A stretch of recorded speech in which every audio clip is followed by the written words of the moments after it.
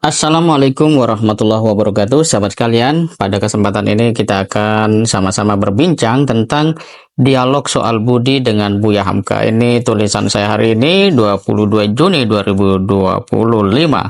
Sahabat sekalian, kalau kita ingat-ingat pesan-pesan kebaikan, tentu saja kita semua mengerti bahwa membaca buku itu baik.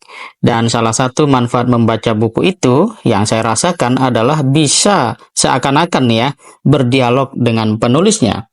Jadi ketika saya membaca buku Lembaga Budi karya Buya Hamka, itu saya seperti bertemu dengan dia dalam imajiner tentunya, karena kami tidak pernah bertemu secara fisik. Tetapi dialog-dialog imajiner dengan membaca karya Buya Hamka itu nikmat luar biasa. Apalagi memang buku Lembaga Budi itu menguraikan begitu banyak hal yang penting untuk keberhasilan seseorang dalam memimpin sebuah bangsa menjadi lebih baik, termasuk negara mengalami kemajuan. Terutama ketika berbicara soal budi bagi kita sebagai manusia, mulai budi yang mulia hingga renungan tentang budi. Nah, seberapa pentingkah budi dalam kehidupan ini menurut Buya Hamka? Dia mengatakan bahwa budi itu adalah akar kebangkitan. Sekali lagi, budi itu akar kebangkitan. Kalau seseorang sudah bisa teratur berpikirnya, baik arah gerakannya, maka itu adalah bagian dari tanda bangkitnya budi. Bagaimana kalau sekarang misalnya masih banyak pemimpin pejabat yang korupsi di level negara atau pemerintahan, berarti budi masih sangat kecil. Budi masih harus kita tumbuhkan. Lebih dalam, Buya Hamka mengatakan bahwa manusia itu idealnya mampu mengaktifkan akal dan pikirannya. Nah, sahabat kalian, saya menemukan 3 kerja akal budi. Pertama adalah pikiran itu menyesuaikan di antara tujuan atau goyah dan jalan mencapai tujuan atau wasilah, serta dipikirkannya pula akibat yang diterimanya bila pekerjaan itu dia kerjakan.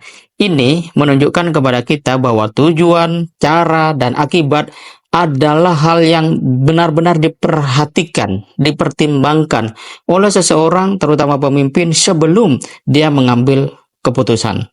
Karena 3 hal itu adalah satu paket, seseorang bisa disebut berbudi atau sebaliknya. Nah, apa yang bisa kita tangkap? Soal pemikiran berorientasi tujuan. Jadi otak manusia itu secara alami pasti menetapkan apa yang ingin dicapai. Dan itu adalah pondasi dari setiap tindakan sadar. Kalau kita lihat hadis Nabi tentang pentingnya sebuah atau urgensi sebuah amalan di sisi Allah, itu terletak pada niatnya. Nah, itu niat adalah tentang tujuan itu sendiri. Kemudian analisis cara sampai tujuan. Setelah tujuan jelas, pikiran akan mencari bagaimana mencapainya. Ini melibatkan pemecahan masalah dan penentuan strategi. Misalnya ini, seorang menteri, katakanlah dia menteri sosial, dia ingin mensejahterakan rakyat, dia akan mencari cara untuk mencapai tujuan bagaimana rakyat itu bisa sejahtera, ya. Kalau misalnya Indonesia punya narasi Indonesia Emas 2045, maka kemiskinan ekstrim itu harus selesai di 2029 misalnya. Caranya bagaimana? Nah, itu dia akan bekerja aktif.